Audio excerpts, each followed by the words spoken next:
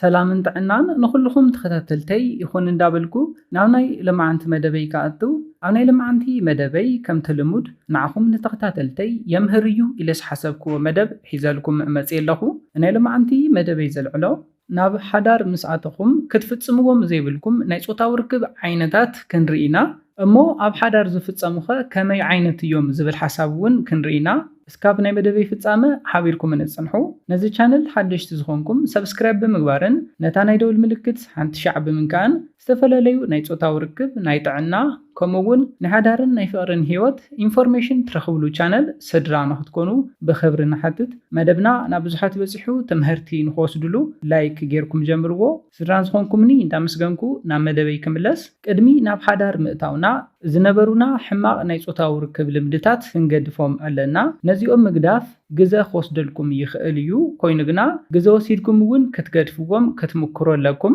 ነዚ ምስራና ኣብ ሓዳር ዝረኣዩ ዝተጋግዩ ናይ ጾታዊ ርክብ ዓይነታት ክንርኢና እቲ ቀዳማይ ናይ ዝሙት ጾታዊ ርክብ ንብሎ እዩ ዝሙት ክንብል እንተለና ዝተጋግየ ነገር ከም ዝኾነ ይፍለጠና እዩ ብዙሓት ሰባት ግና ንዝሙት ከም ኖርማል ነገር ቆፂርና እንዳፈጸምናዮ ንርከብ ኣብ በዓልቲ ቤተይ ዘሜ ዘይኮነስ ዝተፈላለዩ ምኽንያታት ኢና ነቐርብ ንኣብነት ኣይተረድአንን ሪሕቓትን እያ ሪሕቑን እዩ ተባኢስና ኢና ሰላም የብልናን ተረሓሒቕና ኢና ዝብሉ ምኽንያታት ኢኹም ትድርድሩ ነዞም ጸገማትኩም ከይፈታሕኩም ናብ ካሊእ ምኻድኩም ግና ጌጋ እዩ እዚኦም ምኽንያታት ኢኹም ተቐርብዎም ኮይኑ ግና ንጸገምኩም ክትፈትሕዎ ሞክሩ እምበር ናብ ዝሙት ምኻድ ጌጋ እዩ ሓዳር ሪስፖንሲቢሊቲ እዩ ሓላፍነት ማለት እዩ ሰብኣይ ንሰበይቱ ሰበይቲ ድማ ንሰብኣያ ሓላፍነት ኣለዋ ከመያየጡ ኣለዎም ስምዒቶም ክገላለጹ ኣለዎም ታሕጓሶም ሼር ክገብሩ ኣለዎም ሰብኣይ ንሰበይቱ ሰበይቲ ድማ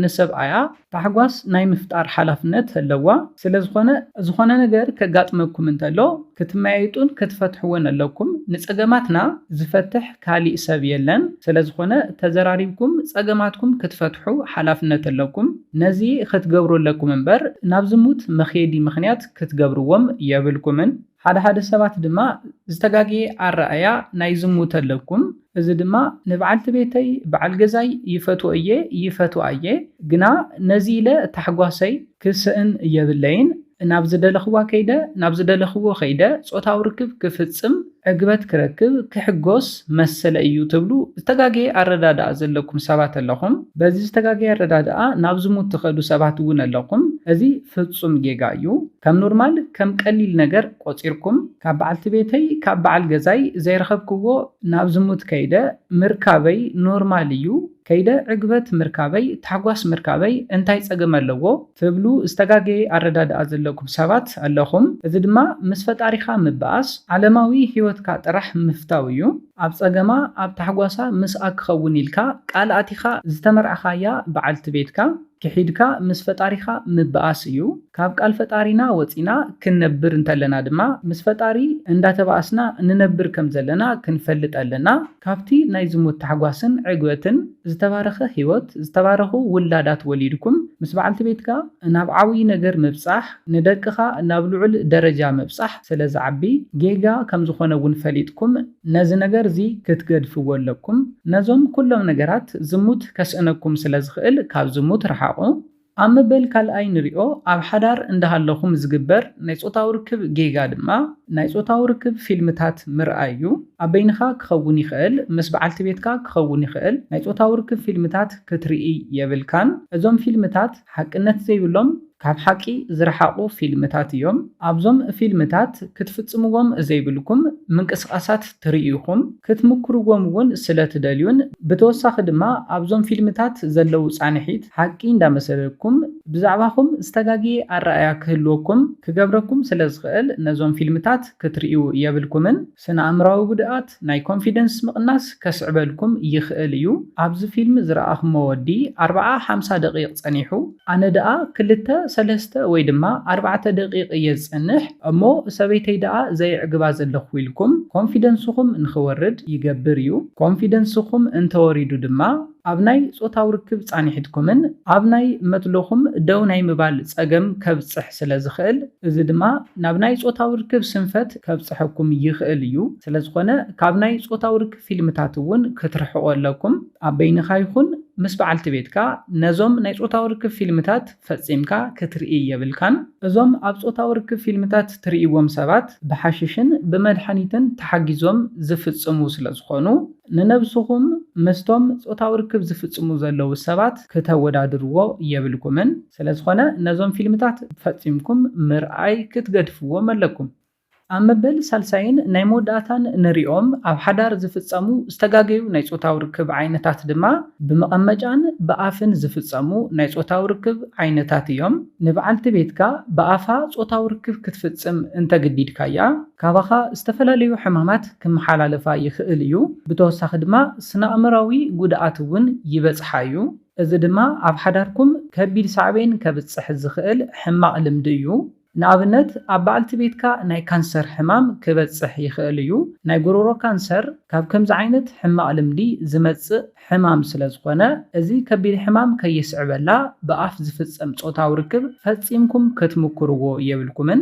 ሕዚ ቅድሚ ሓዳር እዚ ልምዲ እንተሃልይኩም ድማ ቅድሚ ናብ ሓዳር ምእታውኩም እዚ ልምዲ እዚ ሙሉእ ንሙሉእ ከተቋርጽዎ ክትምክሩ ኣለኩም። ብዝሕ ዝበላ ደቂ ኣንስትዮ በዓል ገዛይ ብኣፍ ጾታዊ ርክብ ንኽፍጽም የገድደኒ ኣሎ ዝብላ ብዙሓት ደቂ ኣንስትዮ ንሰምዕ ኢና። ስለ ዝኾነ ናብ ከቢድ ስነ-ኣእምራዊ ቁልውላውን ናብ ከቢድ ናይ ካንሰር ሕማም ከብጽሓ ስለ ዝኽእል ነዚ ልምዲ እዚ ፈጺምካ ሙሉእ ንሙሉእ ክትገድፎ ኣለካ። ቀፂልና ንሪኦ ብመቐመጫ ዝፍጸም ናይ ጾታዊ ርክብ እዩ። እዚ እውን ብባህልናን ብሃይማኖታትናን ዘይፍቀድ ሕማቕ ልምዲ እዩ። ናይ ጥዕናዊ ጸገማት ዘለዎ ሕማቕ ልምዲ እውን እዩ። ኣብ ዝተፈላለዩ መደባት ሰሪሐሉ ኣለኹ። ብመቐመጫ ዝፍጸም ጾታዊ ርክብ ናይ ጥዕና ጉድኣት ስነ-ኣእምራዊ ቁልውላው ከብጽሕ ዝኽእል ሕማቕ ልምዲ ከም ዝኾነ ፈሊጥኩም ቅድሚ ናብ ሓዳር ምእታውኩም ነዚ ልምዲ እውን ክትገድፍዎ ኣለኩም። ብዛዕባ ብኣፍ ዝፍጸም ጾታዊ ርክብን ብመቐመጫ ዝፍጸም ጾታዊ ርክብ ሕማቕነት ክትፈልጡ እንተደሊኹም ምልስ ኢልኩም ብዛዕባ እዞም ክልተ ሓሳባት ዝሰራሕዎ መደብ ስለ ዘሎ ምልስ ኢልኩም ሰሚዕኹም ትምህርቲ ክትወስድሉ ትኽእሉ ኢኹም። ስለ ዝኾነ እዚ መደብ ክነጠቓልሎ እንተለና ኣብ ናይ ሓዳር ሂወት ምስኣተኹም ዝፍጸሙ ዝተጋገዩ ናይ ጾታዊ ርክብ ዓይነታት ተቐዳማይ ዝሙት ዝበሃል ናይ ጾታዊ ርክብ ዓይነት እዩ። እቲ ካልኣይ ድማ ብኣፍ ዝፍጸም ናይ ጾታዊ ርክብ ዓይነትን ብመቐመጫ ዝፍጸም ናይ ጾታዊ ርክብ ዓይነትን እዩ። እዚ እውን ስነ-ኣእምራውን ናይ ጥዕናን ሳዕቤን ከብጽሐለን ስለ ዝኽእል ፈጺምኩም ሙሉእ ንሙሉእ ክትገድፍዎ ኣለኩም። ኣብ መበል ሳልሳይ ዝረኣናዮ ድማ ናይ ጾታዊ ርክብ ፊልምታት ምርኣይ እዩ። ነዚ ነገር እዚ ኣብ በይንኹም ወይ ድማ ምስ በዓልቲ ቤትኩም ክትፍጽምዎ ትኽእሉ ኢኹም። ኮይኑ ግና እዚ ስነ-ኣእምራዊ ናይ ኮንፊደንስ ጸገም ከስዕብ ዝኽእል እዩ። ኣብዞም ፊልምታት ትርእይዎም ሰባት እውን ካብ ሓቅነት ዝረሓቑ ከም ዝኾኑ ክትፈልጡ ክሕብረልኩም ይደሊ። ስለ ዝኾነ እዞም ሰለስተ ዓበይቲ ጌጋታት ካብ ሓዳር ሂወትኩም ክተርሕቑ ሞክሩ። ነዞም ነገራት ካብ ሂወትኩም ንምውፃእ ግዘ ክወስደልኩም ይኽእል እዩ። ኮይኑ ግና ግዘ ሂብኩም ካብ ሂወትኩም ኣብፅዎም። ነዚ ለ ናይ ሎማዓንቲ መደበይ በዚ ክዛዝም ካብ ናይ ሎማዓንቲ መደበይ ዝኾነ ሓድሽ ነገር ከም ዝሓዝኩም ተስፋ ይገብር። ነዚ ቻነል ሓድሽቲ ዝኾንኩም ሰብስክራይብ ብምግባርን ነታ ናይ ደውሊ ምልክት ሓንቲ ሻዕ ብምንካዕን ከተተባብዑናን ስድራ ክትኮኑናን ብኽብሪ ንሓትት። መደብና ናብ ብዙሓት ኣሕዋትና በፂሑ ብዙሓት ሰባት ትምህርቲ ንኽወስድሉ ላይክ ሼር ምግባርኩም ኣይትረስዑ። ሓሳብ ርእቶኹም ንቻነልናን ንመደብናን ንምዕባይ ስለ ዝሕግዘና ሓሳብ ርእቶኹም ብኮሜንት ግለጹልና። ብኻሊእ መደብ ብኻሊእ ሓሳብ እስካብ ንራኸብ ሰላምን ጥዕናን ንኹላትና ይቐኒየለይ።